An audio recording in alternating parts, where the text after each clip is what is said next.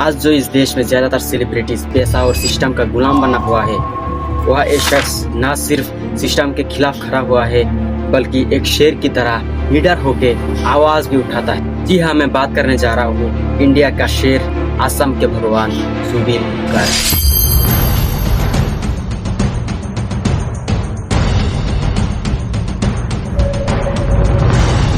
असम में प्यार से उन्हें जुबिन दा बुलाया जाता है। अगर आप असम से नहीं है तो आपके मन में भी ये सवाल उठेगा कि आखिर क्यों एक सिंगर की मौत पर पूरे राज्य ठहर गया। इसका जवाब ये है कि जुबिन दा सिर्फ एक सिंगर नहीं थे, वो थे रेवोल्यूशन, जिन्होंने असम के लोगों को अपनी आवाज से जगाया। এবারে ঘুরি ঘুরি পুনতে সারা তুমি নিজকে খাজি কাশি। साल 1992 में जुबिन दा की पहली एल्बम अनामिका आती है।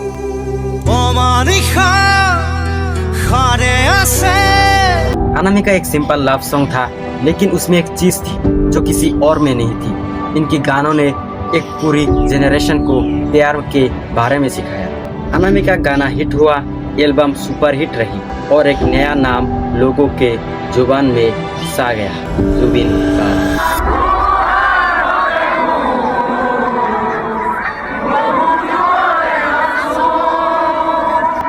साल 2000 तक आते आते जुबिन दा ज्यादातर असम के लिए एक आइकन स्टार बन चुके थे। उनके गाने हर जगह सुने जाते थे। हर साल होने वाले व्यू फेस्टिवल में जुबिन दा की सबसे ज्यादा डिमांड है।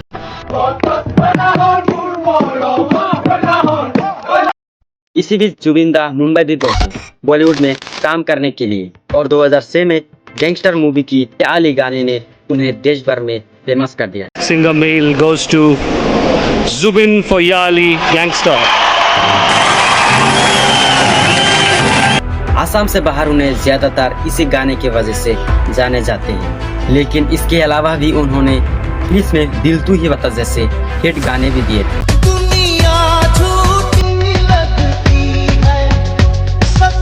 लेकिन गौर करने वाली बात ये भी थी कि जब वो बॉलीवुड में था, अपने कैरियर में था, तभी उन्होंने मुंबई को छोड़ दिया और असम वापस आ गए। एक इंटरव्यू में उन्होंने कहा, बॉलीवुड में बहुत एटीट्यूड है। जुबिन दा ने कहा, असम में वो एक राजा की तरह रहते हैं, राजा को कभी भी अपनी किंगडम नहीं छोड़नी चाहिए। कुल मिलाकर उन्होंने 40 से ज्यादा भाषा में 38,000 से ज्यादा गाने रिकॉर्ड किए। असमीज और हिंदी के अलावा यहाँ पर तेलुगु, तमिल, मलयालम, नेपाली, भोजपुरी, बंगाली और नॉर्थ ईस्ट के ऑलमोस्ट सारे भाषा शामिल थे।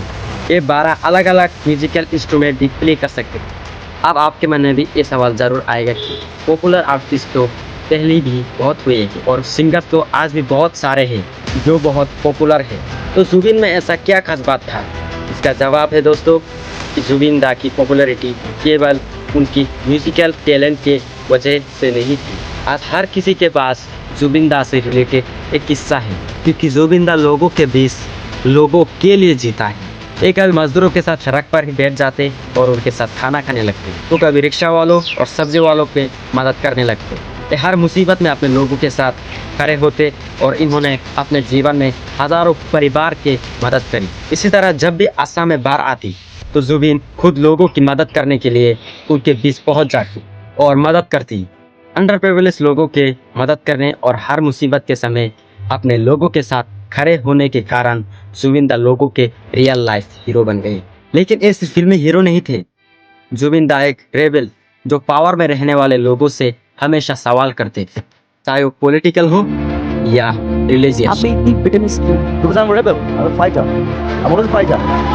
I'm not a politician, I'm a fighter. एक शेर की तरह हमेशा वही बोलते जो उनके मन में आते थे। किसी से भी नहीं डरते थे, किसी भी पॉलिटिशियन या मिनिस्टर का विरोध करने से पीछे नहीं हटते थे और उन्हें सीधा टारगेट करते थे। उन्होंने पब्लिकली बोला था, असम के सारे मिनिस्टर करप्ट है, चाहे वो बीजेपी के हो या कांग्रेस का। और असम में ऐसा है, मतलब ऐसा एक कल्चरल मिनिस्टर बना देते हैं जिसको कोई मालूम ही नहीं है कल्चर के बारे में। जो एजुकेशन मिनिस्टर है उनको मालूम होना चाहिए कि क्या एजुकेशन क्या है, कैसे होना चाहिए। 2019 में जब मोदी सरकार ने सीएए कानून लेकर आए, असम के लोगों को ये बिल्कुल पसंद नहीं आए। और उसी बीच जुबिन दा ने ओपनली कहा, मैं आसाम का बेटा हूँ, अगर मेरी माँ की मिट्टी खतरे में है तो मैं चुप नहीं रहूंगा। उन्होंने सीए के खिलाफ प्रोटेस्ट किया और स्टेज में अपने फ्रेंड्स से अपील किया, पीसफुल रहो लेकिन अपने हक के लिए खड़े रहो। उनके स्टैंड पॉलिटिकल नहीं थे, ये एक कल्चरल रेवोल्यूशन थे। गवर्नमेंट सपोर्टर्स ने उन्हें क्रिटिसाइज भी किया, लेकिन आसाम के लोगों ने उन्हें और ज्यादा प्यार दिया। उन्होंने एक गाना भी गाया, पॉलिटिकल नो करिबा बंधु, don't play politics my friend. Politics न करिबा बंधु, जातिर मातिर गान गुनगुनाओ, पॉलिटिक्स न करिबा बंधु। ये आसाम का एनटीसीए प्रोटेस्ट का एंथम सॉन्ग बन गया। साल 2024 तक भी आपको दिखेगा कि जुबिन दा सीए की विरोध कर रहे थे और उन्होंने कहा, जब तक एक कानून वापस नहीं लिया जाता तब तक वो इसका विरोध करते रहेंगे। इन सब से आपको पता चल जाना चाहिए दोस्तों कि जब कोई सेलिब्रिटी अपनी आवाज उठाता है तो उससे कितना फर्क पड़ सकता है। लेकिन हमारे देश में ज्यादातर सेलिब्रिटीज हमेशा पावर के साथ खड़े रहते हैं, कभी भी लोगों के साथ नहीं, सरकार के खिलाफ कभी भी आवाज नहीं उठाता है। लेकिन जुबिन दा ऐसा नहीं थे। जुबिन दा उन गिने चुने सेलिब्रिटीज में से थे जो हमेशा लोगों के साथ खड़े रहे और किसी भी अथॉरिटी के आगे नहीं झुके। खुद को नास्तिक बताने वाला जुबिन दा का ये भी कहना था कि उनकी कोई जाति नहीं, कोई धर्म नहीं, कोई भगवान नहीं, वो सिर्फ आजाद। सब जाने मैं बामुन मानु কিন্তু লগত নাই। मैं हाई सेकेंडरी फार्स्ट इयरते লগত ছিঙিছোঁ। मोर कोनो जाति নাই, मोर कोनो धर्म নাই, मोर कोनो भगवान নাই, मैं मुक्त। कहा जाता है कि जब ये 12वीं क्लास में थे तभी उन्होंने अपनी जने उतार दिया था और इसे अपने मच्छरदानी में धागे की तरह इस्तेमाल करने लगे। असम में दोस्तों 19 सितंबर 2025 का दिन हमेशा के लिए इतिहास के पन्नों में दर्ज हो गया। उस दिन समुद्र के लहरों ने सिर्फ एक इंसान को नहीं बल्कि एक पूरी पीढ़ी की आवाज को अपने अंदर समा लिया। जुबिनगढ़ का नाम हर गली, हर त्योहार, हर दिल की धड़कन में बसता था। जैसे ही जुबिन दा की मौत की खबर आई, पूरी आसाम थम गया। कॉलेज स्टूडेंट से लेकर सिक्योरिटी में तैनात पॉलिटिशियन, सोशल मीडिया इन्फ्लुएंसर से लेकर ऑफिस जाने वाले लोग, कोई भी अपने आंसू को रोक नहीं पाए। ऑफिस कॉलेज बंद हो गई। सरकार को 3 दिन की ऑफिशियल मॉर्निंग अनाउंसमेंट करनी पड़ी।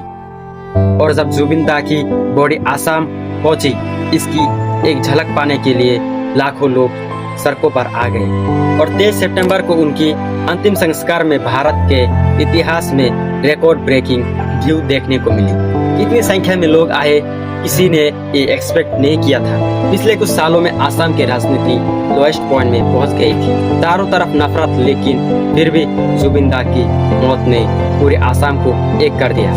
जो सरकार हिंदू मुस्लिम के नाम से वोट लेता है, वही सरकार आज देख रहा है जुबिन दा की मौत से हिंदू मुस्लिम एक साथ जुड़ गए हैं। और जुबिन दा भी यही चाहते थे कि हिंदू मुस्लिम, हर धर्म के लोग, हर जाति के लोग एक साथ मिलकर रहे। और आज वही हो रहा है। जुबिन दा की पत्नी को मुस्लिम समुदाय के लोगों ने आसामीज कुरान गिफ्ट किया। जिस मदरसे में सिखाया जाता है कि गाना सुनना हराम है, आज उसी मदरसे में जुबिन दा की गाना बजाया जा रहा है।